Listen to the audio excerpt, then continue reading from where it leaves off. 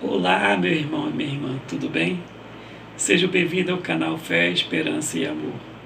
Hoje iremos dar continuidade à leitura da Palavra de Deus no livro de Salmos e vamos ler hoje o capítulo 17 de Salmos. Leamos, meus irmãos e minhas irmãs. Ouve, Senhor, a causa justa, atende ao meu clamor. Dá ouvido à minha oração que procede de lábios não fraudulentos. Baixe de tua presença o julgamento a meu respeito. Os teus olhos veem com equidade. Sonda meu coração de noite. Me visitas, prova-me no fogo. Iniquidade nenhuma encontrarás em mim. A minha boca não transgride. Quanto às ações dos homens, pela palavra dos teus lábios eu me tenho guardado do caminho do violento. Os meus passos se afizeram às tuas veredas. Os meus pés não resvalaram. Eu te invoco, ó Deus, pois tu me responde. Inclina-me os ouvidos e acode às minhas palavras.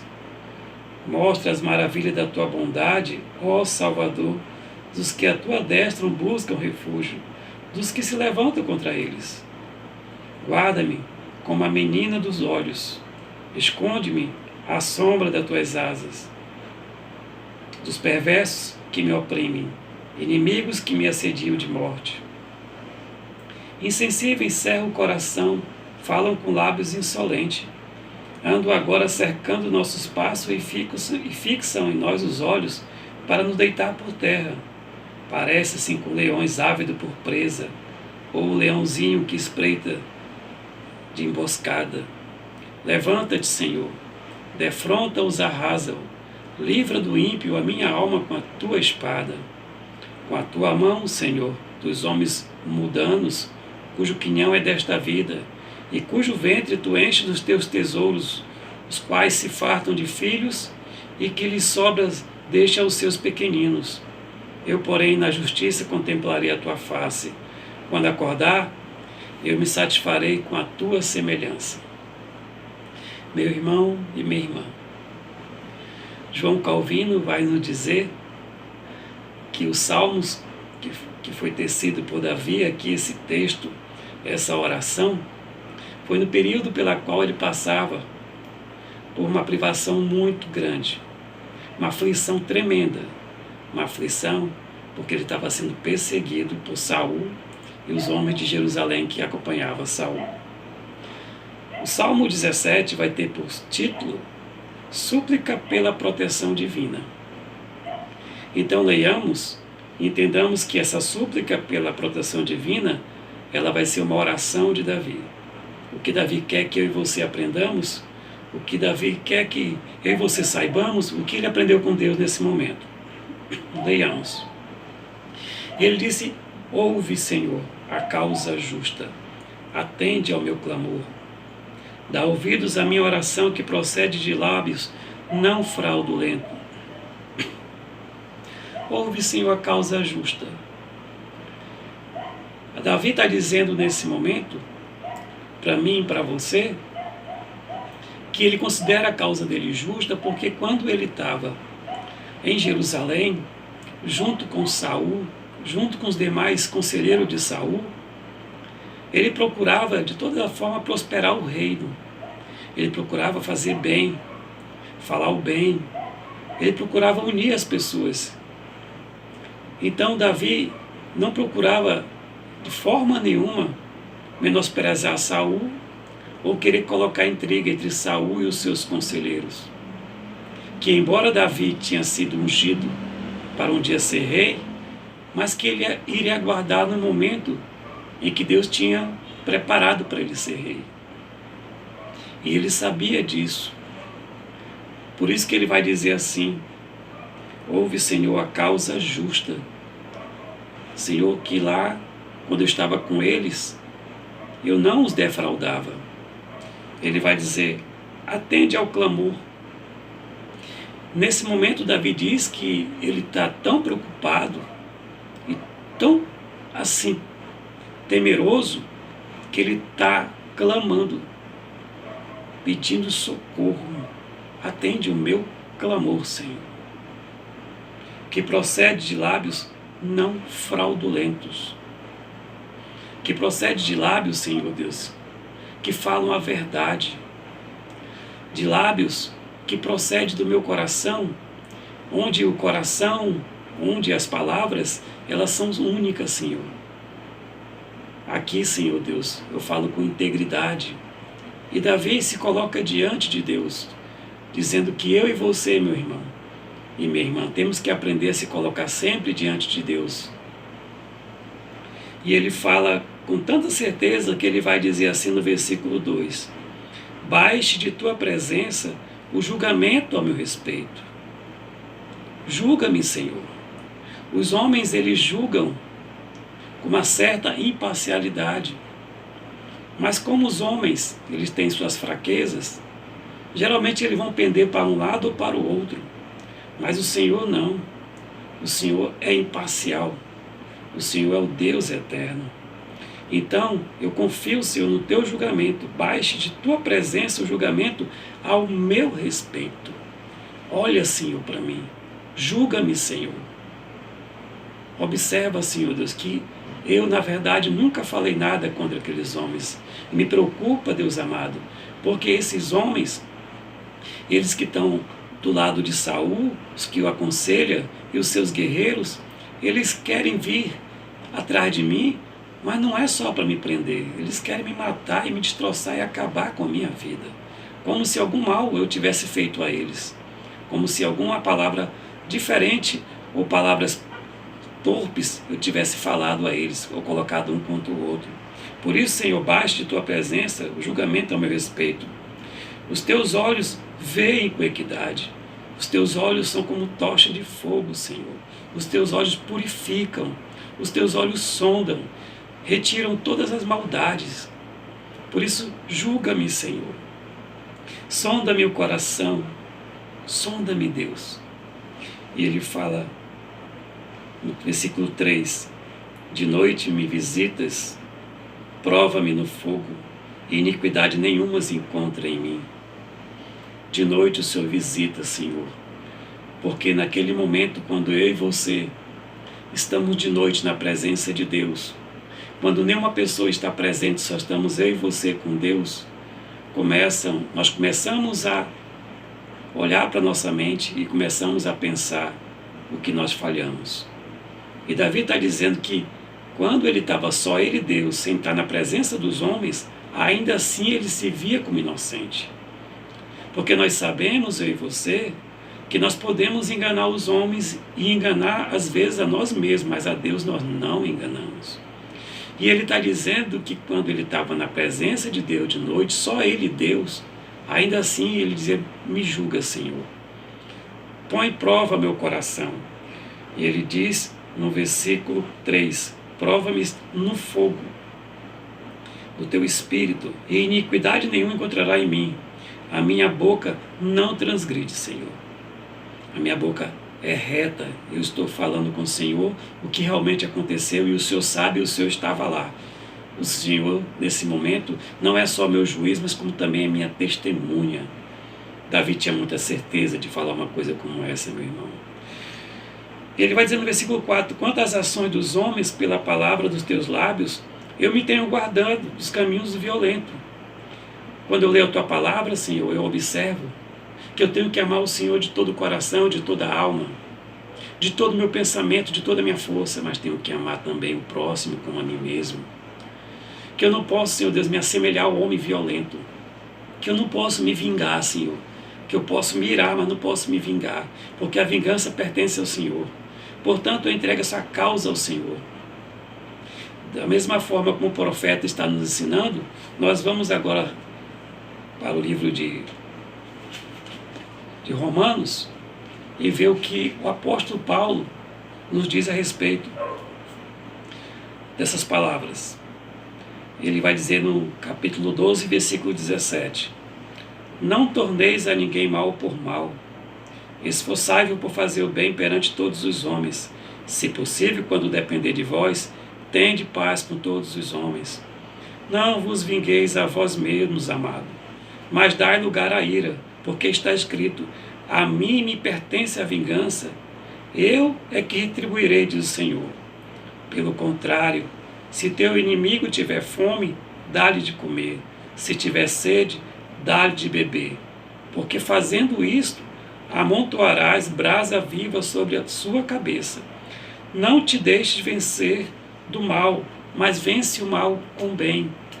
O apóstolo e o profeta coadunam com a ideia e coadunam com a fé de que nós não podemos de forma nenhuma nos assemelhar ao homem violento. Quando ele fala, quanto às ações dos homens, pela palavra do teu lábio, pela tua santa palavra que eu leio, eu me tenho guardado dos caminhos do homem violento.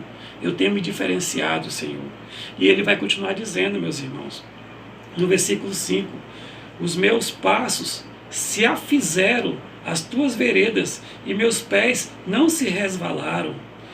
Ou seja, as tuas veredas, Senhor, o teu poder fizeram com que os meus passos caminhassem na tua direção.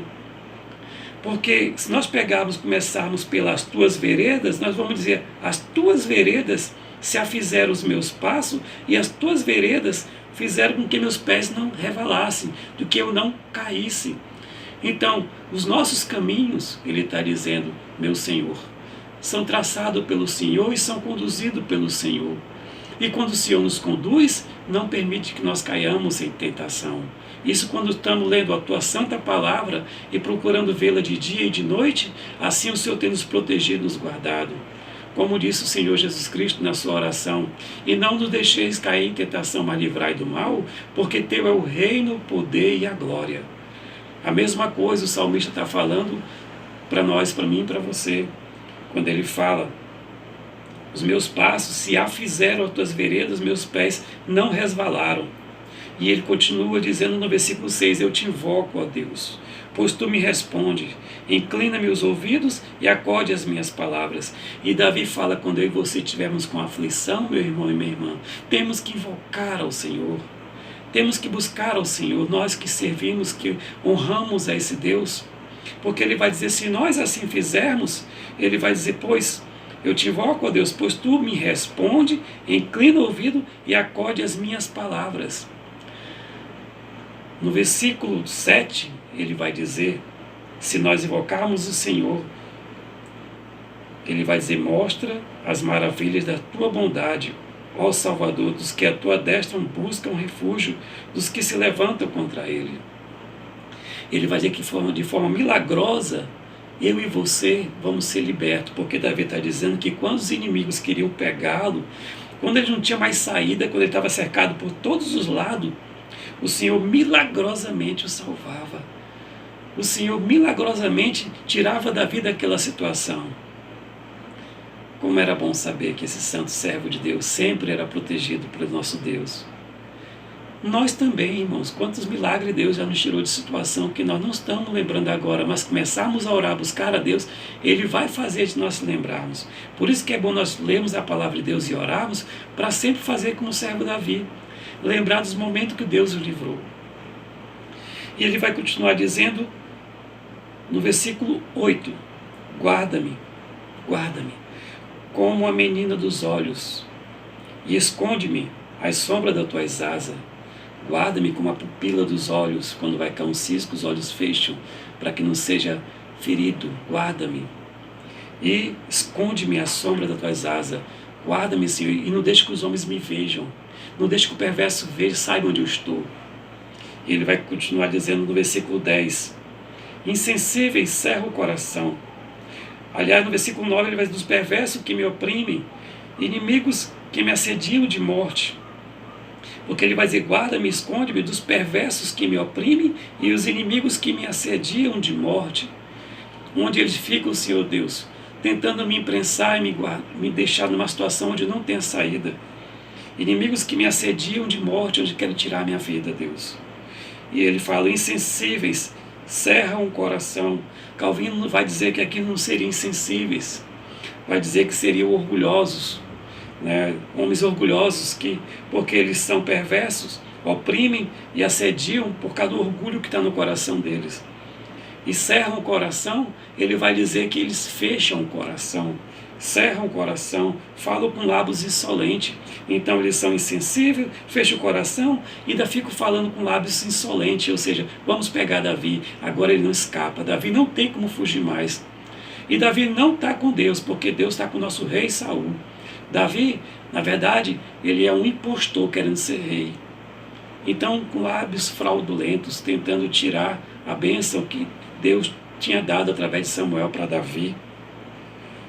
E ele continua dizendo no versículo 11: andam agora cercando nossos passos, e ficam-se em nós os olhos para deitar por terra. Ó Deus, quando eu vou para a direita, eles estão lá na direita. Eu vou para a esquerda, eles estão lá no lado esquerdo. Estão cercando, Senhor. Ficam me sitiando, de forma que eu não tenho para onde ir, Deus amado. Eles ficam os olhos, porque além de me sitiar, eles fixam os olhos, eles fazem armadilha para que eu caia nelas. Porque armando ele as armadilhas, Senhor Deus, nos deitará por terra e nós seremos destruídos. Eles são muito sagazes, Senhor, muito espertos. Parecem-se, no versículo 12, com leões, ávido por presa, ou o leãozinho que espreita de emboscada. Quando ele fala leãozinho, ele fala o leão que é jovem, o leão que é novo, que quando ele arma a sua emboscada, junto com os outros leões, a presa não lhe foge. Que possivelmente quando ele fala leãozinhos, significa que o exército de Saul são jovens, fortes, robustos, querendo pegar e matá-lo, onde se ele querer correr, ele não vai conseguir fugir.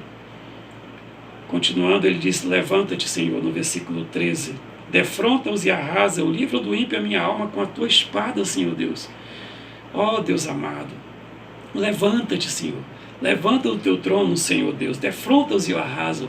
Faz com que eles vejam que eu sou teu santo ungido, Pai Santo querido. Faz com que eles vejam, Senhor Deus, que eu sou inocente nessa causa.